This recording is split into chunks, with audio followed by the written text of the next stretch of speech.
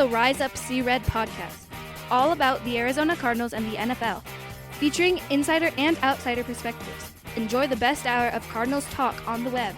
Now here are your hosts, Jess Root and Seth Cox.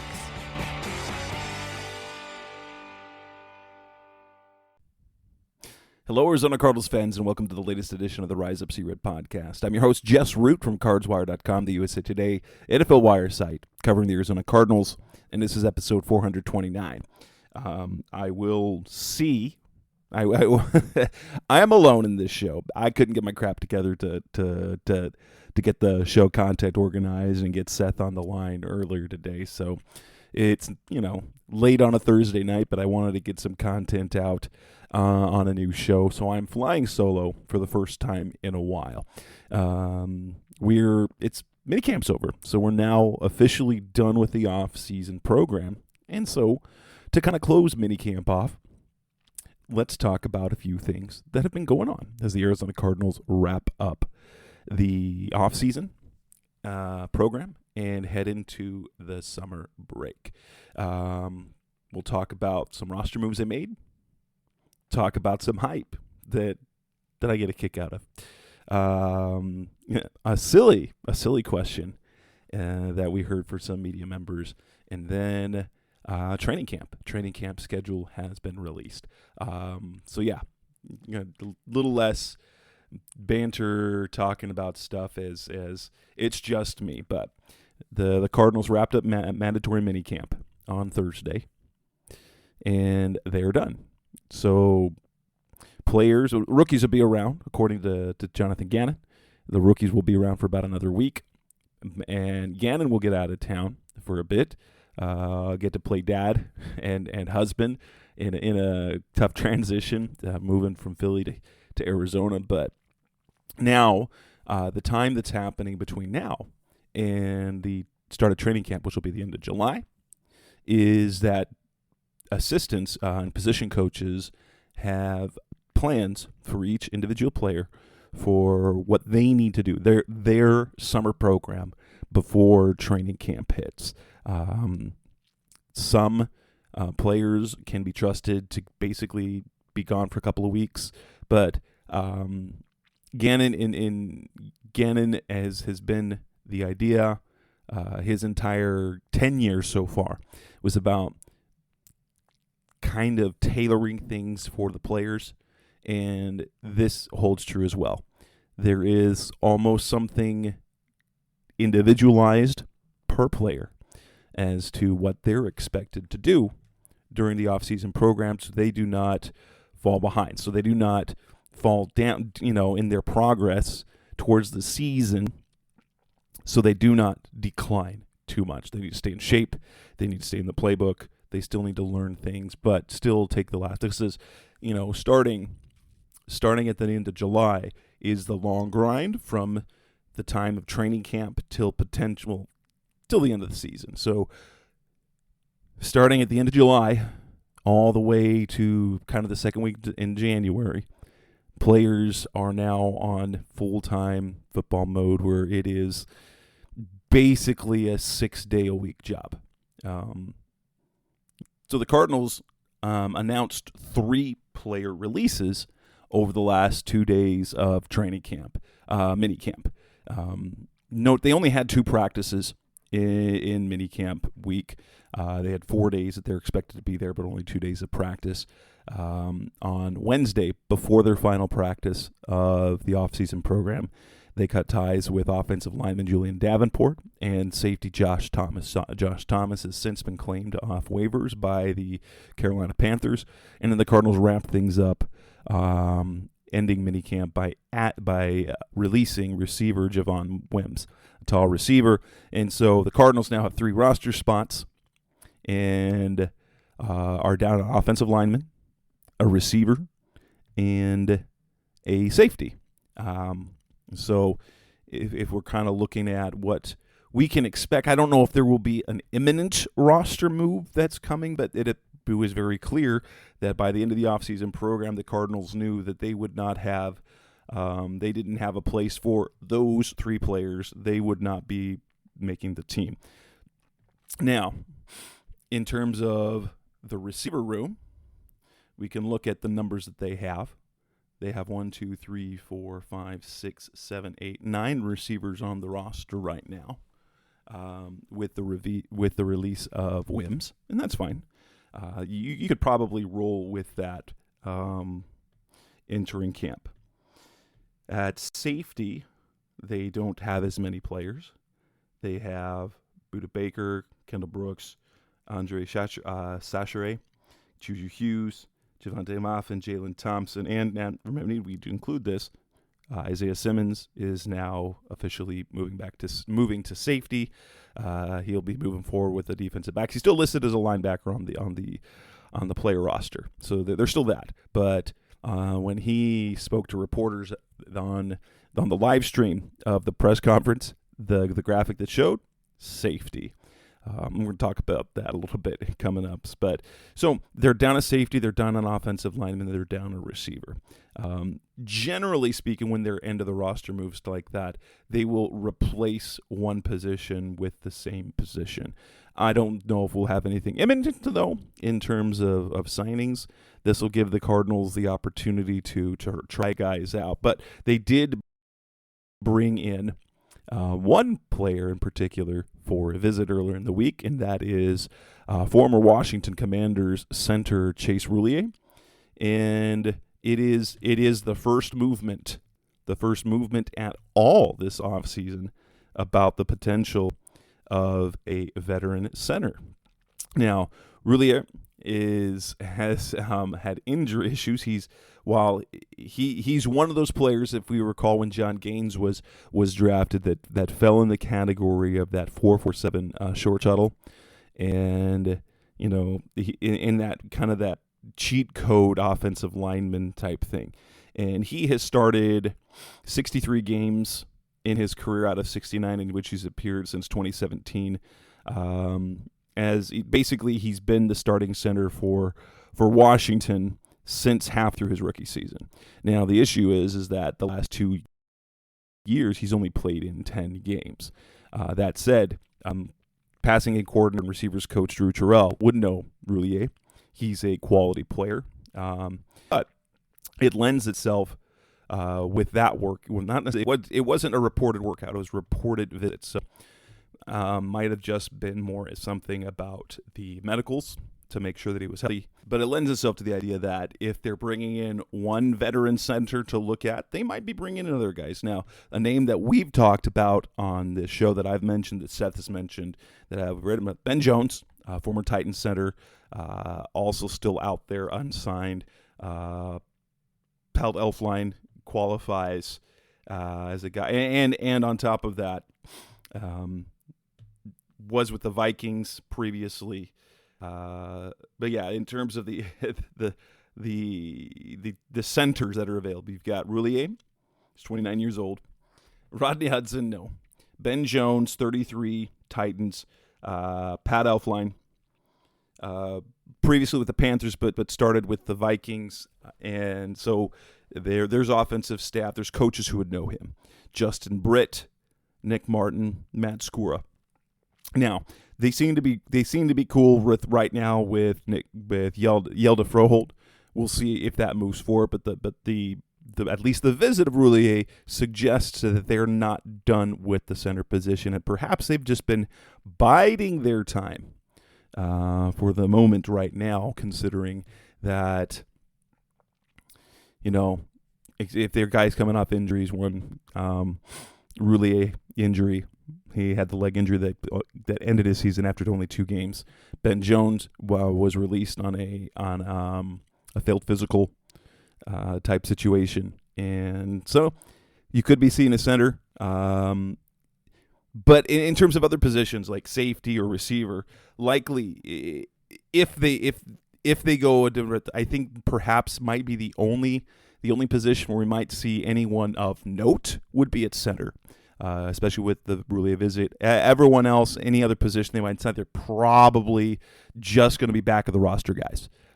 People, we like to call them camp bodies. I think it's kind of like that. But they're guys who are going to be competing at the back of the roster as general managers like to churn the back of the roster. That was a Steve Keim saying, but every general manager does that.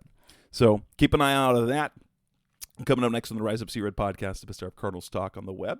Let's talk a little bit more and discuss some hype on about a player and how, it's off season, whatever, but just be prepared. That's coming up next on Rise Up Sea Red. You're back on the Rise Up Sea Red podcast, best of our Cardinals talk on the web. And if there is one thing, if you've been a Cardinals fan for a while, if you've paid attention to the offseason, you've paid attention to training camps, if there's one thing that we are good at doing, it's on picking a receiver to hype up, only to have that player probably underperform or basically the hype will have been oversold. They undersell their performance, and that's not necessarily has anything to do with the player. It just happens to be, this is the time of the year when we're grasping it, and especially with the team, the way the Cardinals are set up to struggle this season, any bright spot would be great, right? It makes sense. So here's the latest. Michael Wilson, one of the Cardinals' 2 third-round selections. He's getting a lot of play. How much he's light years ahead where he was in rookie minicamp, which, by the way, he should be. They don't know anything coming out of college. Rookie minicamp, I'm sure, is a whirlwind, and now he's actually, that's fine. So Michael Wilson is the latest to get the off-season receiver hype. Could he turn into an impact player? I'm not saying he won't. There are some metrics that suggest that he could. He's got a very interesting athletic chart profile, but the quickness, the immediate quickness, is amazing. I think his 10-yard split was in the 90 percentile. We talked about that on one show, but his overall 40 time less than desirable for someone. But he has size. Kind of what kept him from thriving at Stanford were injuries. They weren't soft tissue injuries, which was kind of the Rondale Moore situation, but bone injuries, which is also a concern. But now with DeAndre Hopkins gone, Wilson's been playing. He's been practicing at all the different positions, but he has been getting work at the X. And let's be honest, that gets people excited. They think he's going to have a big role. As of right now, let's be real. He's probably number 5 on the depth chart at the receiver room because you've got Hollywood Brown, you've got Rondale Moore, you've got Zach Pascal, you've got Greg Dortch, and you've got that's probably it. And then you've got a bunch of other guys, but that includes Michael Wilson. So, but I just kind of want to go back in time a little bit with the hype. I'm not saying dump on him, but I want perspective. Just keep a perspective. Okay, who have we hyped up the receivers over the last several years? Okay, last year, well, who was the talk of the receiver? Andy Isabella's progress. How much he improved. He looked at the ball. He was doing great in camp. What happened? Nothing. Nothing happened with Andy Isabella has been his entire career so far. 2021. Who were we hyping in 2021? That would be Rondale Moore, who was drafted in the second round that year. His speed, the beginning of the offseason, promising. He was a guy that Cliff Kingsbury loved, and in fairness, Rondale Moore did flash, especially early on his rookie year. Things fizzled after that. After about the Green Bay game, after he muffed a punt and he didn't haul in a pass, the ball off his hands, it was intercepted. Things kind of fell off from there. So the hype was real that rookie year. Was he impactful? Yeah. But his production as a rookie was underwhelming for what we were predicting, right? He had 54 catches for 435 yards on the touchdown, averaging 8 yards a catch. Important to note, last year, Greg Dortch also was hyped up as well. And that hype seemed to be fairly real because anytime he got significant playing time, he produced. The problem was he couldn't crack the rotation if there wasn't an injury, except for late in the season. So his impact was minimized by his playing time. So the hype was oversold to what happened. 2019, that's when the Cardinals, drafted, 2020 is an interesting one because it was the COVID year. Training camp wasn't open. But Keyshawn Johnson, we'll talk 2019, 2020. Keyshawn Johnson got a lot of play. 6th-round pick out of Fresno State, highly productive in college. The talk, his route running and his hands were amazing. He really stood out in training camp. He got hype.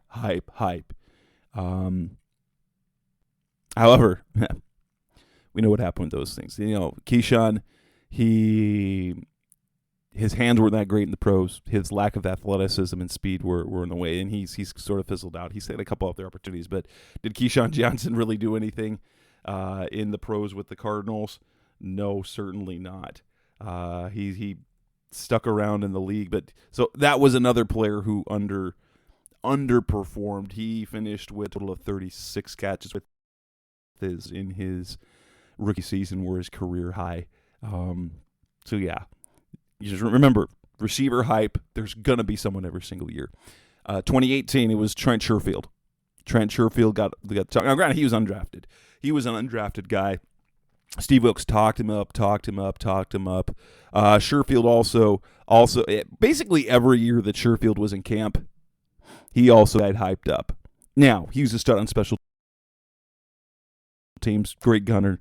But come on, he was a number 5, number 6 receiver in the room, and you wouldn't want to play him over the other receivers that you had necessarily.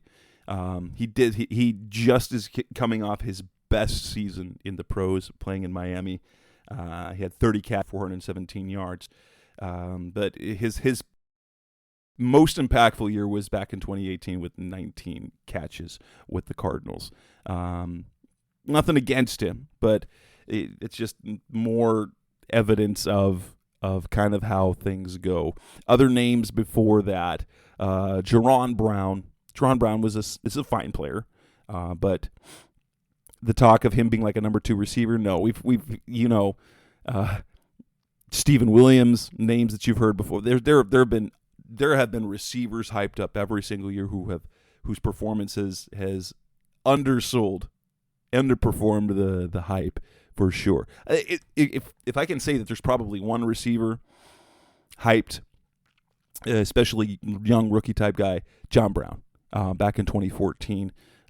Smokey Brown, he caught the eye of Bruce Arians promptly in the offseason program and ended up having a nice impact on the season as a rookie. So in that sense, I would say that probably John Brown's hype was not overdone based on what we got from that. But yeah, so it's a yearly. This is a yearly exercise for sure. It is a yearly exercise in offseason hype. So will Michael Wilson be an all-pro? Will he catch 80 passes? Will he go have 1,400? No, don't expect that. Don't expect that.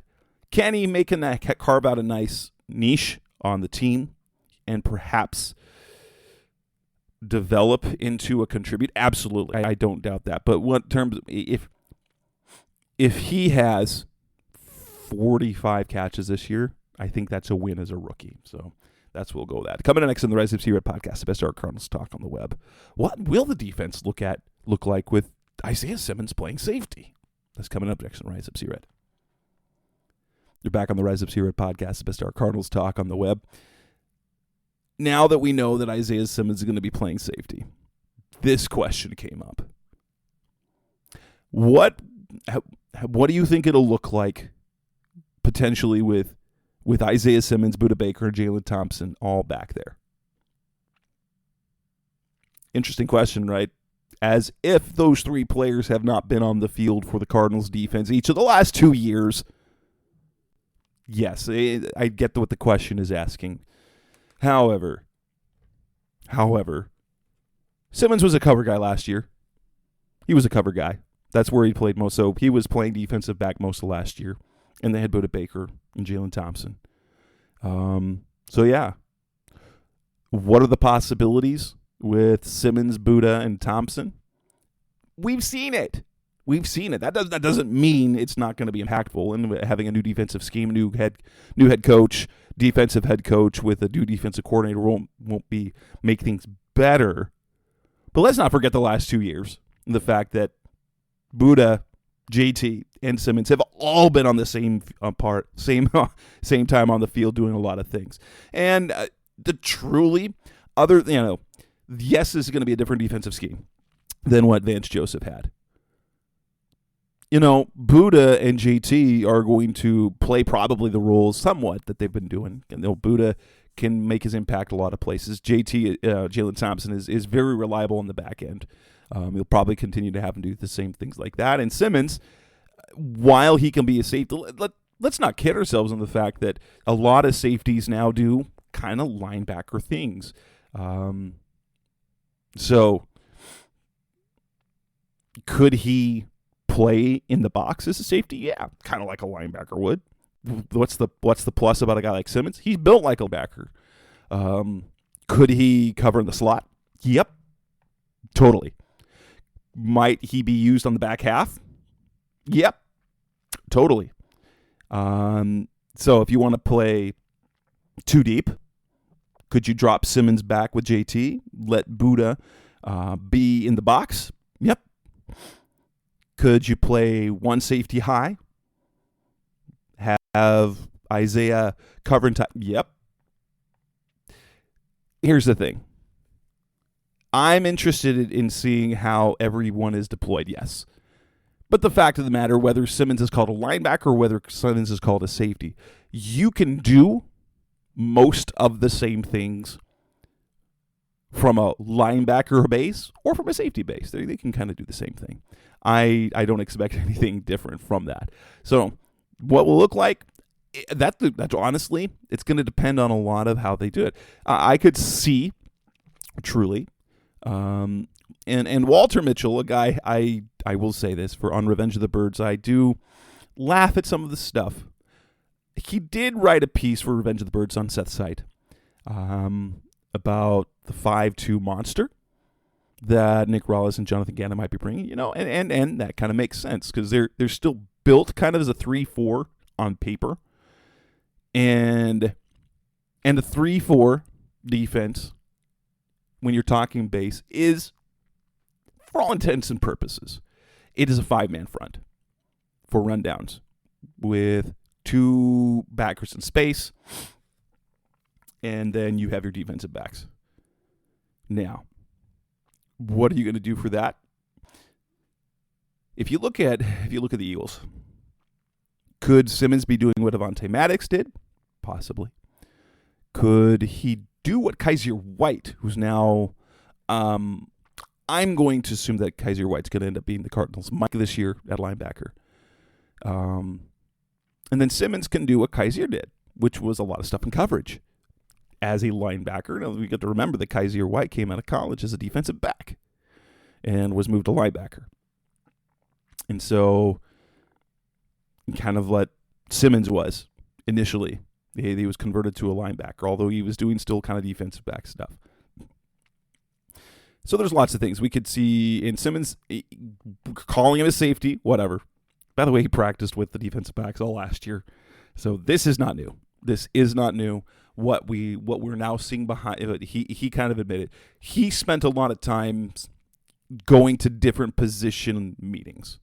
So while he was on the field practicing with the defensive backs, doing defensive backs drill, he would spend time in the meeting rooms with the linebackers and with the safeties. That will be cut down now because everything that he's going to be doing will be from a safety perspective in that sense. So, yeah.